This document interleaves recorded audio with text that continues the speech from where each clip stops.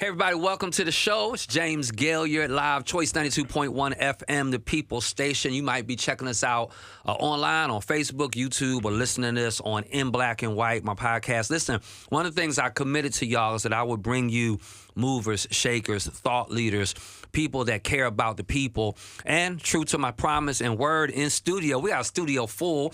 This is a record today. We've never had 5 people in studio before, but I have with me, and I'm going to start off with him and let him introduce his posse. But a member of the board of directors of the Black Church PAC, you may not be familiar with them, but they are doing mad work on the ground here in North Carolina, which is why they're in Rocky Mount. And so, Pastor Mike, you are in the space. Black Church PAC, welcome, brother. Man, I'm telling you, Gilliard, it's great to meet you.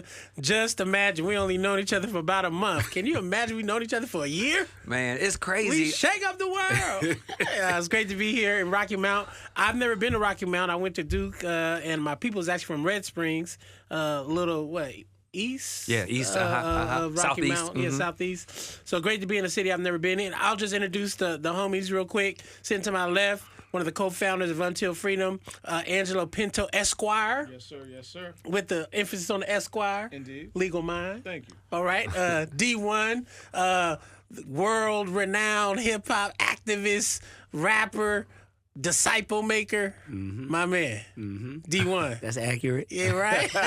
And the great Boycott Black Murder founder and co-founder Until Freedom, artist, activist, soldier, freedom fighter, the great my son. Yes, sir. Yeah. That's Yeah, awesome. yeah. So let's start, man. People are probably not familiar with Black Church PAC. Tell us about how you got started, what do you do, and what you're doing right now. Yeah, Black Church PAC started in 2017. It emerged literally in the aftermath of the victory of Donald Trump over Hillary Clinton for the presidency of the United States. A number of Black church faith leaders like Bishop Leah Daughtry, Pastor Jamal Bryant, Erica Campbell, Warren Campbell, Otis Moss III, Bishop Frank Reed, so many others. We felt that the Black church didn't have the updated political infrastructure needed to activate the relational networks of the institutional Black church. All of us were part of various different reformations or denominations or subgroups of, say, the Christian tradition.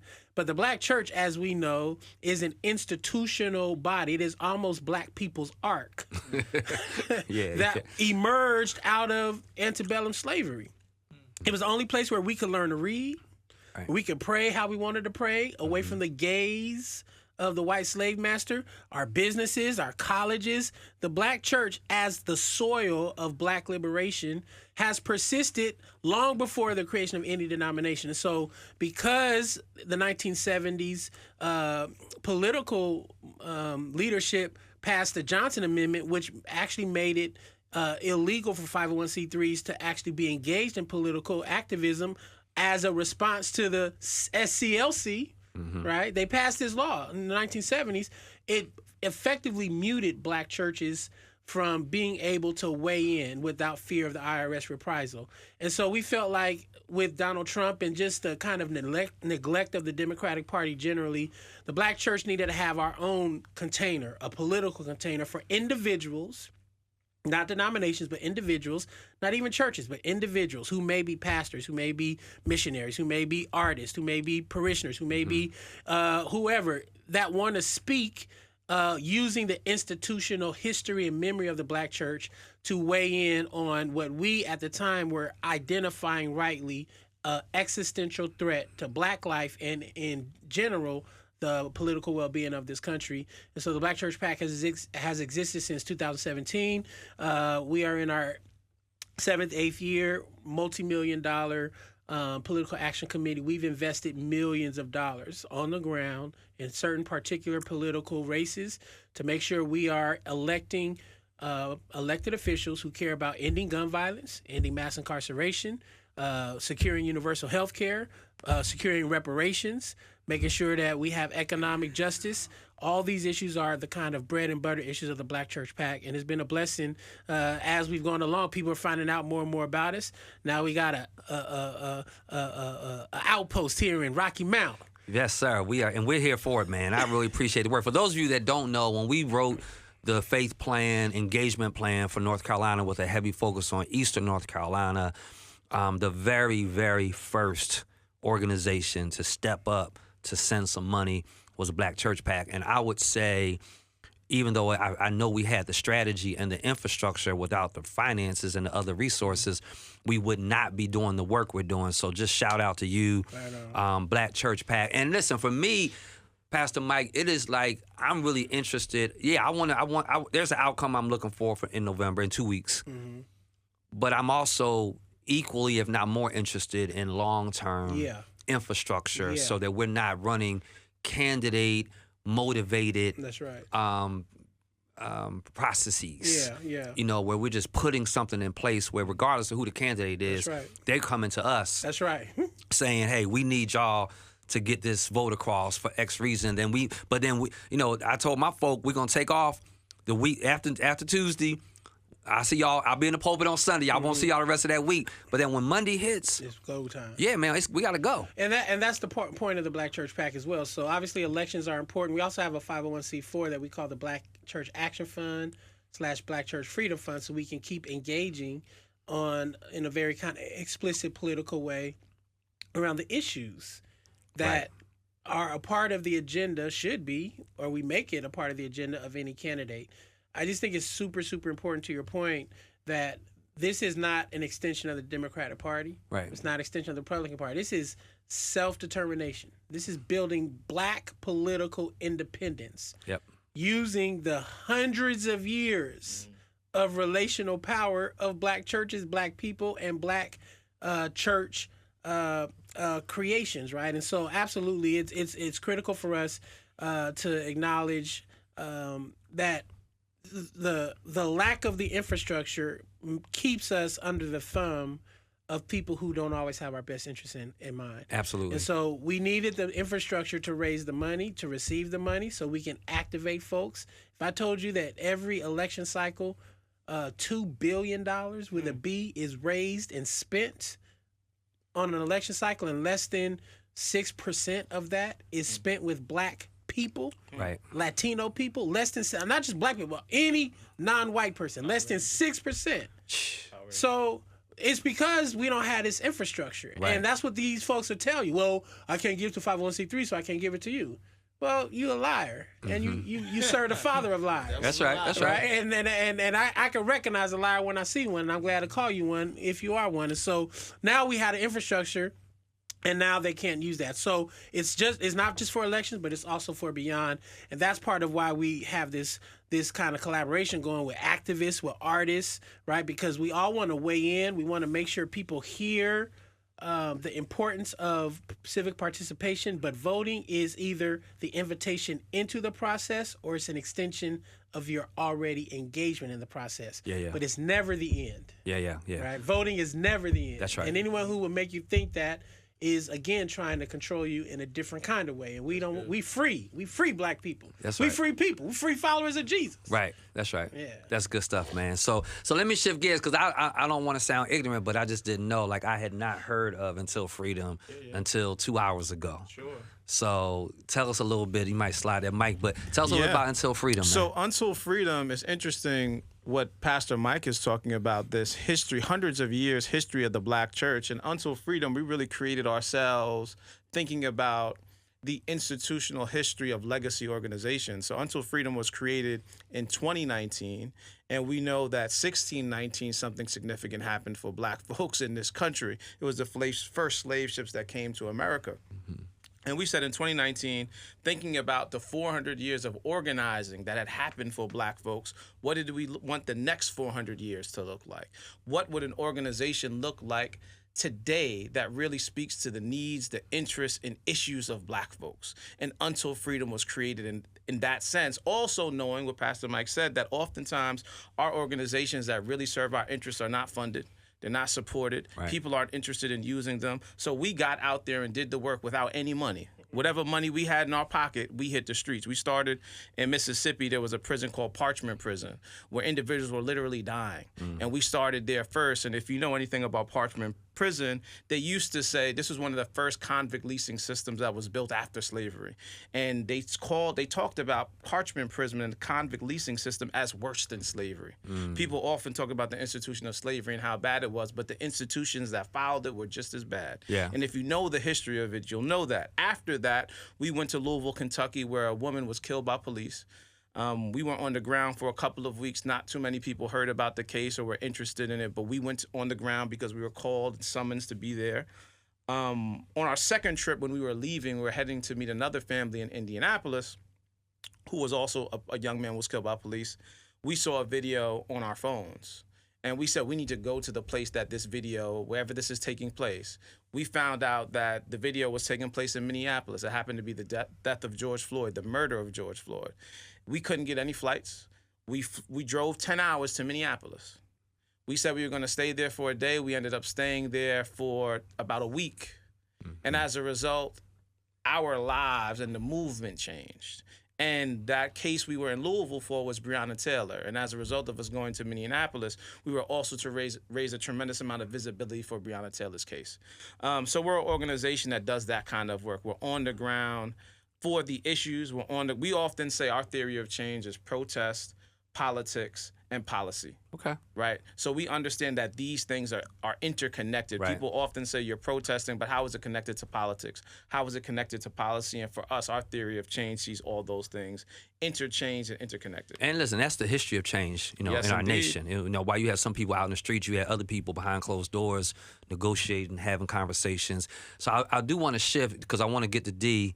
But then I want to make sure I want the rest of the show. I want to direct it at black men because we got 5 black men sitting in this room, and it really flies in the face of the narrative of black men not being engaged, black men not caring about the process. And so I want to talk a little bit about that. But my associate pastor, or one of my staff pastors, she was like, "Pastor, you got D here? You ain't tell me. I was just listening to his music, She said, I need an alternative for my kids because her kids are teenagers. And I need something for them to listen to, and they listen to your music. So, man, tell us about you, man, and your music and what you do and how you got connected with all this. Yeah, it's very simple. I'm from New Orleans, Louisiana. Born David Augustine Jr., you know what I mean? Just raised on the east side, Ninth Ward of New Orleans. And searching for my purpose in life wasn't really something I was concerned with because we aren't taught as kids to search for our purpose. We taught to search for where the paper is, where the bread is, where the cash at. So growing up, I wanted to be whatever I thought was going to get me the bag. So an engineer, a lawyer, an NBA player, you heard me, all this type of stuff. At one time, ironically, now that I think about it, full circle moment, I wanted to be the president of the United States for a season in time. I had a 4th grade teacher, and I don't even want to make her famous now, because by me being a public figure, I don't even want to make her famous with my platform. But she told me that I wasn't smart enough to be the president and that I didn't have what it took. So I was just on this hunt all throughout my childhood for a sense of validation that I also thought would lead to monetization as well, Okay. And ain't nothing wrong with wanting to feel good about yourself while you're able to make some money, That's you know. right. And when I got to college, thankfully, I had an encounter. I grew up Catholic, right? Okay. Black Catholics, that's a huge thing in New Orleans. I think we lead the nation in black Catholics, you heard me? Everybody I know mostly is Catholic in New Orleans. I grew up Catholic. And I grew up going to church, but it wasn't until I got to college that I realized I had knowledge of who God was, but I didn't have a relationship with God at all. You know what I mean? So church was something that you go do for 45 minutes every Sunday to check off that box and feel like you're a good person. Yeah. And you home in time for the Saints game. You know what I mean? The 12 noon kickoff time. There were some rough games. Yeah. Actually, that was Drew Brees years. No, my childhood wasn't Drew Brees. My childhood was that. The 49ers beating up on the Saints. Yes, sir. Yes, sir. Yes, sir. Them games. Yeah, the Steve Young years. Yeah, Steve Young was a beast. I remember them games. So man, I got to college, and honestly, I had a very rough freshman year, all in one swoop. In my freshman year, my best friend in New Orleans got murdered. my girlfriend, who I'd been with for 3 years, we went to college together. She ended up cheating on me with a few football players. You heard me? Broke my heart. This a rough year, D. Yeah. I got cut from LSU's basketball team. And then my roommate started selling dope. And he was one of my best friends from high school. Got to college, totally reinvented himself, and all this stuff happened. And man, I could have found a lot of things at that time. And I actually, for a little brief time, I dibbled and dabbled in some different ways that definitely would have ended real bad for me. But ultimately, through that tumultuous 12 months, man, I found Jesus. You heard me? And I found a real authentic relationship with God that just, it made everything make sense to me. And I'm a logical thinking person, you know, so it made sense as to like, oh, I get why we were created now and we were put here and given these talents and these gifts to utilize them, but not utilize them for street cred, not utilize them, you know, just to see what's going to make you the most money. Use your gifts and talents to make this world a better place and make your creator proud of why he created you and blessed you with those things. So it all made sense to me. So now the things I naturally loved, like rapping and like being a person that could pour into the lives of others, that clicked to me to where it was like, oh, I get it. Let me just use music in a way that's going to make God proud or make this world a better place. Let me use the fact that I like pouring into younger kids to fool around and be a teacher, you know? So I became a middle school teacher / rapper, and fresh out of college, I'm the dude running around Louisiana that they like, man, he be in the clubs with everybody else, but his music is different, you know what I mean? Yeah. And he a real teacher by daytime, you know what I mean? So then 2 years after that, my music career really took off on a national level, and since 2009, literally, I've been out here full time, traveling this world, being a man of God that got the gift of gab, you heard me, and could spit with the best of them, but has a heart that's meant to, you know, make this world better. And I call it, you know, mission vision. That's my whole movement, is having a mission and having the vision to carry that mission out. So man, I'm here. That's so good, man. Listen, for those of you just tuning in, it's James Gaillard, live on James Gaillard Show, Choice 92.1 FM, or in black and white. It's People Station. Appreciate you all here. We're going to check your comments out post-show. I got a studio full, and we're about to shift gears to the conversation. And I want to have a real honest, heart-to-heart conversation about black men and black men in the electorate and black men in voting. So I want to know, honestly, what say y'all? Like, so much data suggests black men just don't care about voting. Black men are going to jump on Trump's bandwagon. Black men this, black men that. We're all black men. Pastor Mike, I'm going to start with you. Well, what say you? I'm going to be Magic Johnson and pass it to my son, because we actually have had conversations about this very topic for going on, 4-5 months? Yep, about 4 or 5 months. Because, you know, our work beyond elections is actually working directly with young black men, trying to keep them alive, Gotcha. trying to keep them free from either interpersonal violence, police violence, or just the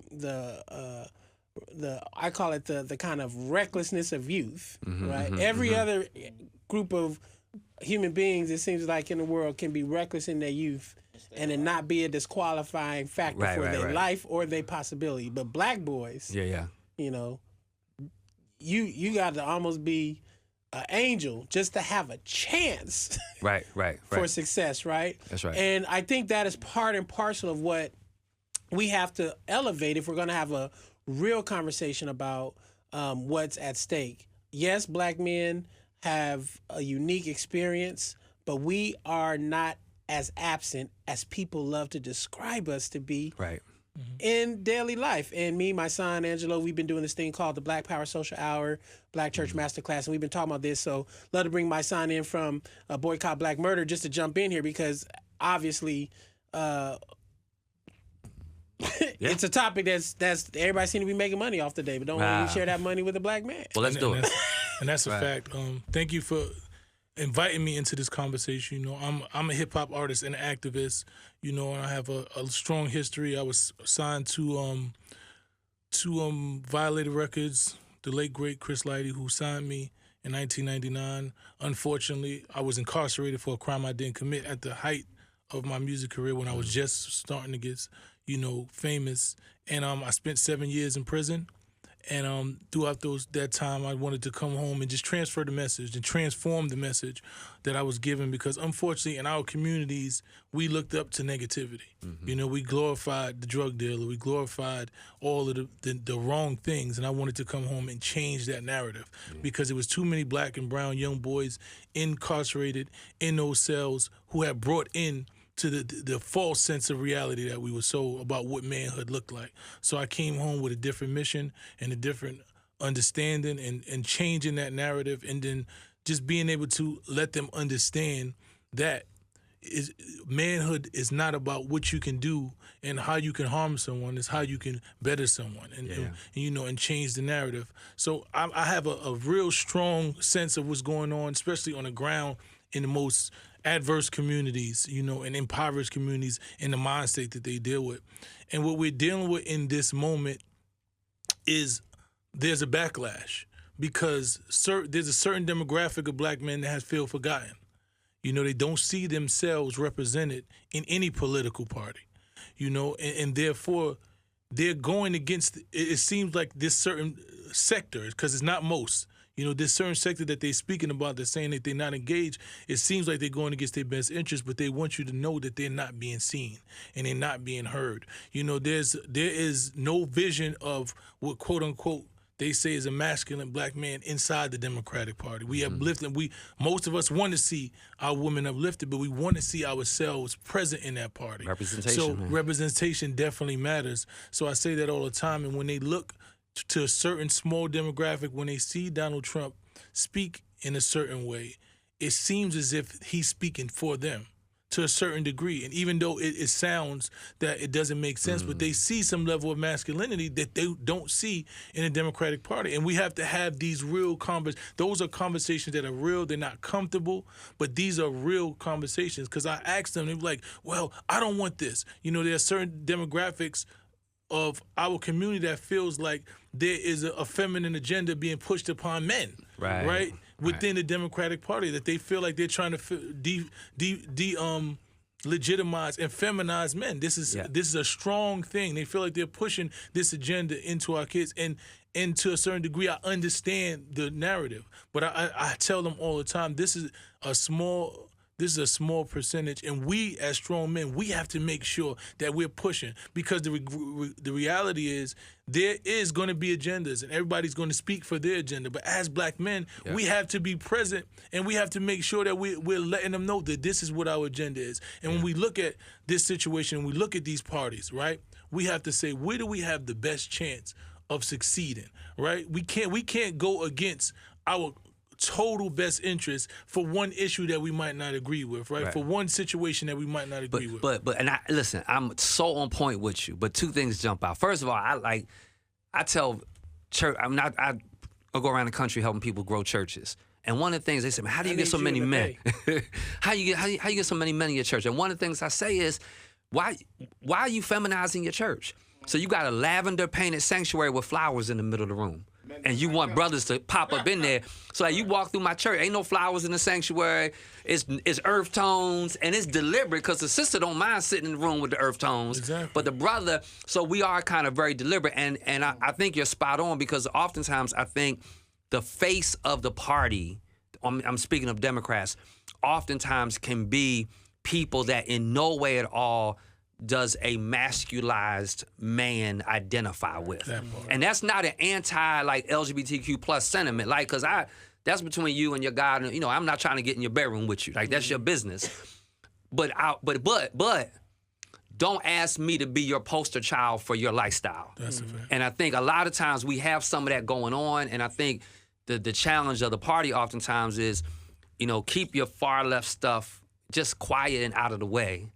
And then depending on who we get, I think we lose elections because we lift up issues too high. Well, so I'll jump in, and I know they got to go hit Pitt County, so we can keep cooking. We'll see you on the ground. Appreciate y'all. Yeah, man. I mean, I'll say a couple things about that, right? Like, I'm not one of these brothers who feel like one has to be, love you, bro. One has to be at the expense of the other. Correct. Right. Correct. Like, I think that there are some brothers who ain't offended by Lavender and Flowers, right? I mean, there's a spectrum of masculinity, right?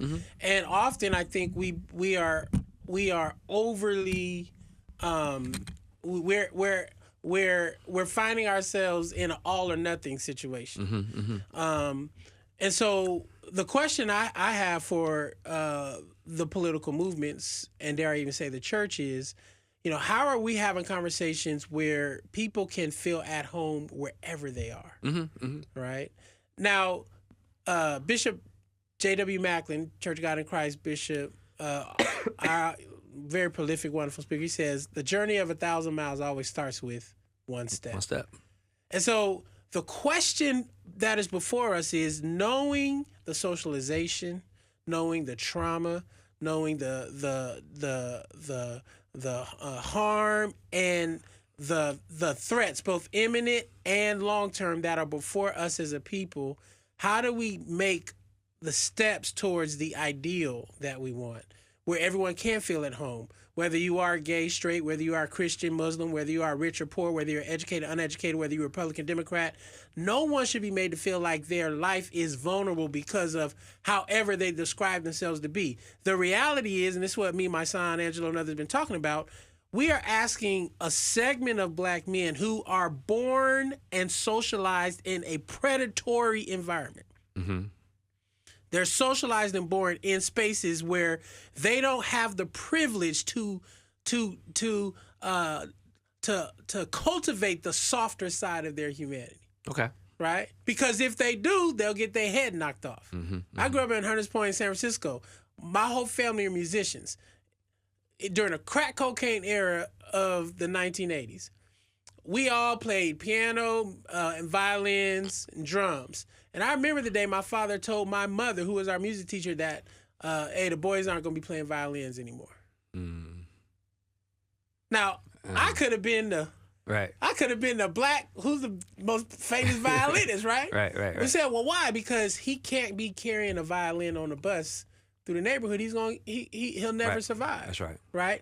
It was that is the environment that many black boys are raised in, and so we never get the opportunity to cultivate the side of our lives that puts us in spaces and places where we have more emotional flexibility. Why do I say all that? Because then it plays itself out in a political way, in a cultural way, in a religious way, whereby the only part of our life we can safely, quote unquote, or affirmingly demonstrate is the tougher side, the side that often relies on aggression for survival, for loudness to be heard, right? And then you put us in spaces with people who are threatened by our energy, our aggression, our loudness, and they say, well, you don't belong here. And so we now have, this is the first generation of black men, I believe, and we're going to do some research on this, who are fully disconnected from black institutions.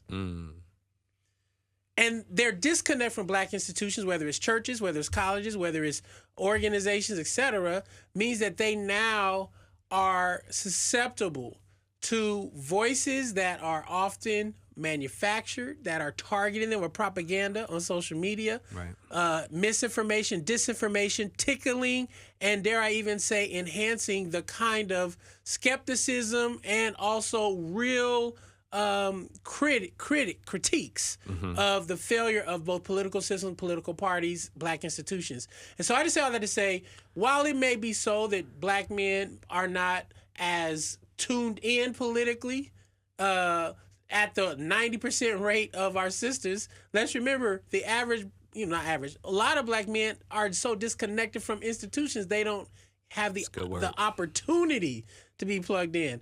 At least we know black women who are often the members of our community who are connected into the social services to receive housing, to receive the forms of public assistance. Their experience of these systems that they are often voting for on behalf of the family, they know when stuff gets cut because it gets cut with them. Right. Most black men, the only real meaningful first contact we have with the system is what? The police. Yeah, that's right. The police becomes the extension of the vote. Gotcha. Right? Gotcha. So, D, what you think, man? Black men engagement in this process, and then I want to go around in the show and hear from y'all about what do you most want to say to voters in North Carolina?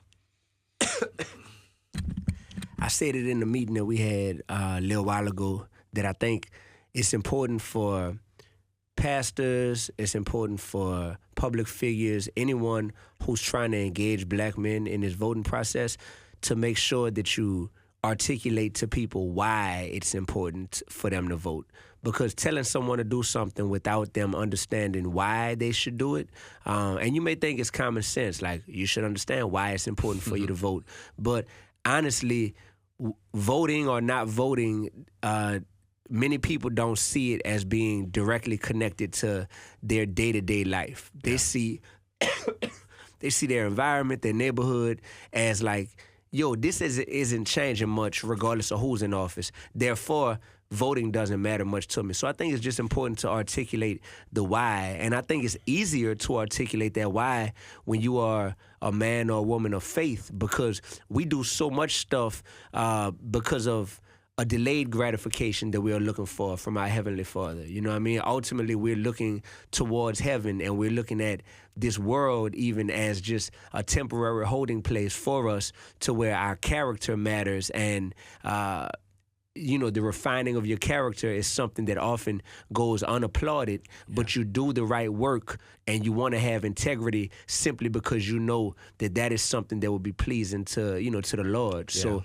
I think that for men, specifically our people, black men, when you start to speak to them about the sacrifices that were made so that we have the right to be able to vote, you know, that's important. When you speak about the reality of us being responsible citizens, since we are choosing to live in this country, you know, and just saying, well, it's better for us to not continue to be force-fed results that we didn't even have a hand in being able to help, you know, dictate. So I think that communication leads to unification, and what we're seeing is that communication is something that has to happen outside of just election season, so that way we don't always feel like it's a mad scramble, you know, 2 weeks before the election to try to make black men or another demographic feel the importance of voting. So two things can be true at once. While we need to communicate even when it's not election season,